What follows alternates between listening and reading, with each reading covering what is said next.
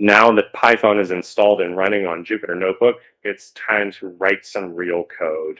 So in this lesson, we'll cover the basics of Python: variables, data types, and how to print information. These are the building blocks of every Python program.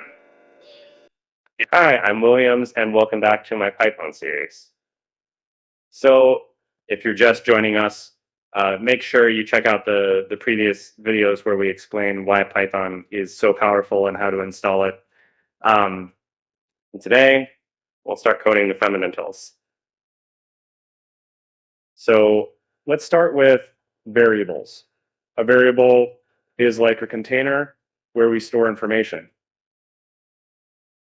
For example, if I want to store someone's age, I can do this in Python.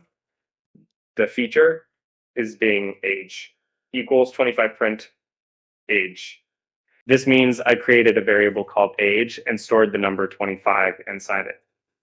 When I run the code, it prints out 25. Variables can change too. Age equals 26 print. So Python has different data types depending on the kind of information we want to store.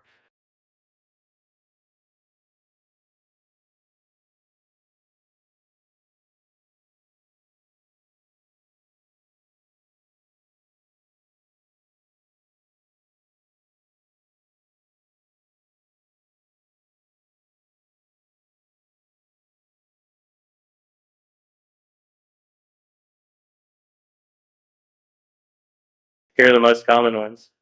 Integers int, whole numbers like 10, -3, 1000 numbers.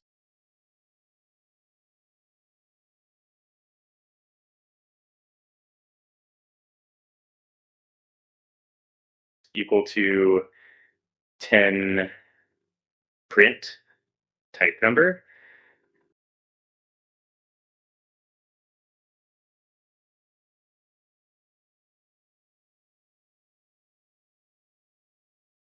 Floats decimal numbers like 3.14, 2.5.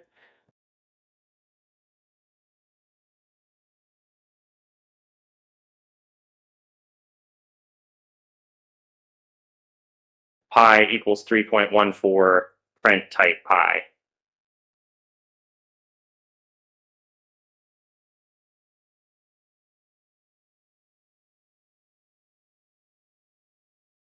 Strings, text, inside quotes.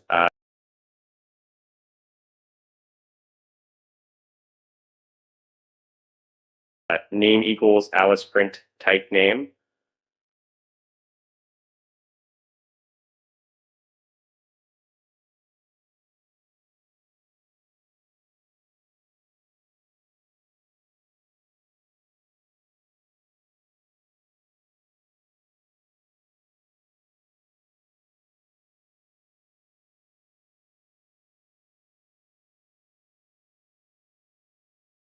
Booleans, true or false values. So is student like equals true print type is student. So notice how we can use the type function to check what kind of data we're working with. The print function is super useful for showing information. You could also combine variables with text.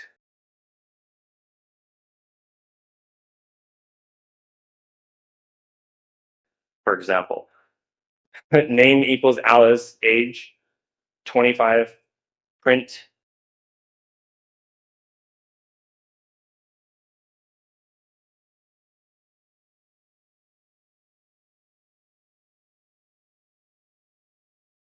my name is name and I am age years old.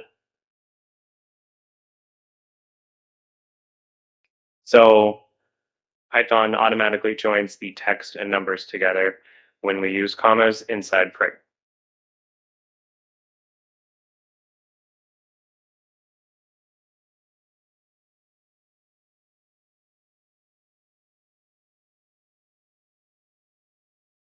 So here's a quick challenge for you. create variables for your favorite food, your age, and whether you like Python, true or false. And then print a sentence that uses those variables. Post your answer in the comments below. I'd love to see your practice code. Great work. You just learned about variables, data types, and printing in Python.